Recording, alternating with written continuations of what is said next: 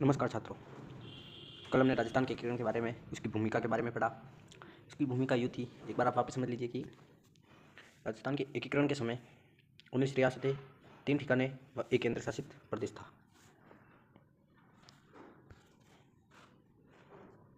19 रियासतें,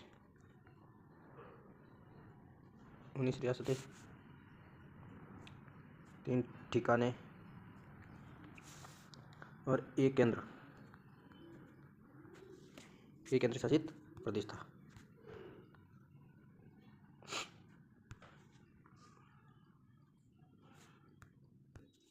एक केंद्र शासित प्रदेश था अजमेर,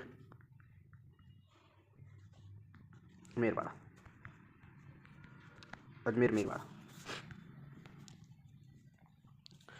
उसके बाद हमने पढ़ा था कि सर्वप्रथम महाराणा भूपाल सिंह, जिन्होंने 25-26 तारीख जो जून 1946 को एक राजस्थान यूनियन बनाने का उद्देश्य रखा था, जिसमें गुजरात, मालवा और राजस्थान के राजाओं का एक सम्मेलन बुलाया। और इसी सम्मेलन में महाराणा भूपाल सिंह ने राजस्थान संघ के निर्माण के उद्देश्य की एक योजना प्रस्तुत की थी। फिर महाराणा के प्रस्तावों ने एक सुप्रसिद्ध संविधान वेत्ता के मुंशी द्वारा अपने संवैधानिक सलाहकार नियुक्त किए गए थे। फिर जयपुर के महाराजा मान सिंह की स्वीकृति से वहाँ के दीवान थे वीटी कृष्णमाचारी, जो प्रदेश के शासकों का प्रतिनिधित्व और एक सम्मेलन बुलाते हैं। और इस सम्मेलन में उन्होंने एक प्रस्ताव रखा। क्या प्रस्ताव रखा? कि रियासतों का एक ऐसा संघ बनाना चाहिए जिसमें हाईकोर्ट होना चाहिए, उच्च शिक्षा होनी चाहिए और पुलिस, ये जो तीनों विषय है ये संघ के पास होने चाहिए, बाकी सारे राज्य के पास होने चाहिए। ये हमने पढ़ लिया था। और आज हम पढ़ेंगे कि राजस्थान के एकीकरण का प्रथम चरण, जिसे हम मत्स्य संघ के नाम से भी जानते हैं, उसका निर्माण 17 मार्च 1948 को इसका निर्माण हो गया था। और इसका निर्माण किस प्रकार हुआ ये देखते हैं।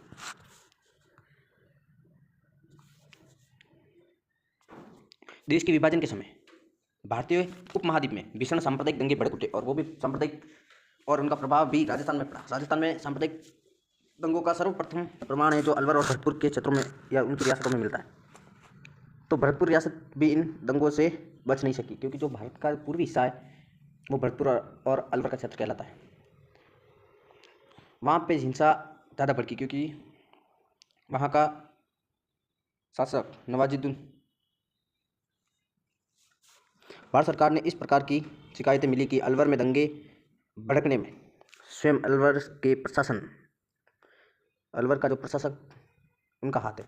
भारत सरकार ने 7 फरवरी को महाराजा अलवर और डॉक्टर खरे को दिल्ली में नजरबंद कर दिया था। अलवर का प्रशासन अपने हाथ में ले लिया, और भरतपुर में सांप्रदायिक दंगे से उत्पन्न स्थिति से भारत सरकार इस निर्णय पर पहुंची कि वहां का प्रशासन राज्य में कानून और व्यवस्था बनाए रखने में सर्वथा निकम्मा साबित हुआ है। इससे पहले कि भारत सरकार इस संबंध में कोई कदम उठाती, स्वयं वहां के महाराजा ने भरतपुर का प्रशासन भारत सरकार को सौंप दिया।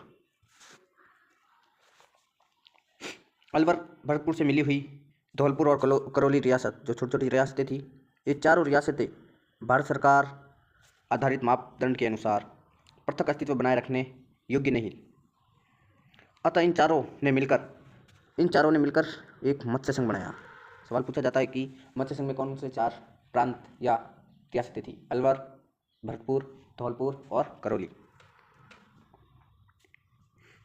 इस नए राज्य का उद्घाटन भारत सरकार के मत्स्य संघ के उद्घाटन भारत सरकार के मंत्री थे NV गॉडगिल ने 17 मार्च 1948 को किया।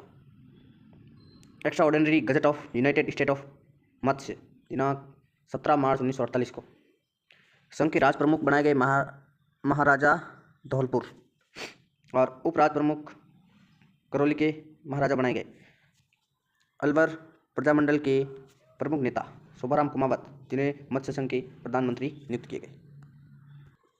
ये राजस्थान का एकीकरण का प्रथम चरण इस प्रकार समाप्त हुआ कि जो सांप्रदायिक दंगे भड़क उठे थे, उनमें अलवर और भरतपुर, जो राजस्थान के पूर्वी हिस्से या रियासतें थी, वो इन दंगों से अछूती नहीं रह सकी। और उनसे लगी हुई 2 छोटी रियासतें थी, धौलपुर और करौली, वो भी इन दंगों में सम्मिलित हो। और वहाँ के प्रशासन को लगा कि वहाँ पे महाराजा और डॉक्टर खरे, इन दोनों ने मिलकर सांप्रदायिक दंगे को बढ़ावा दिया है, इसलिए भारत सरकार ने अलवर के महाराजा और डॉक्टर खरे को दिल्ली में नज़रबंद कर दिया और भारत सरकार ने अलवर का प्रशासन अपने हाथों में ले लिया। अलवर, भरतपुर, करौली और धौलपुर ने मिलकर मत्स्य संघ का निर्माण किया और एक पूर्ण राज्य बनाया, जिसे मत्स्य संघ नाम देकर उसके उद्घाटन के लिए भारत सरकार की ओर से एक मंत्री थे एन.वी. गॉडगिल। उन्होंने 17 मार्च 1948 को इसका उद्घाटन किया। Extraordinary gazette of United State of Matsya नाम रखकर दिनांक 17 मार्च 1948 को उद्घाटन कर दिया।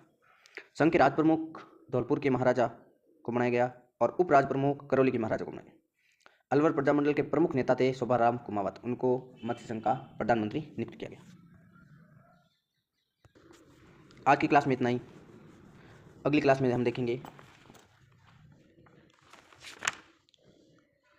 कि राजस्थान संघ का निर्माण किस प्रकार हुआ।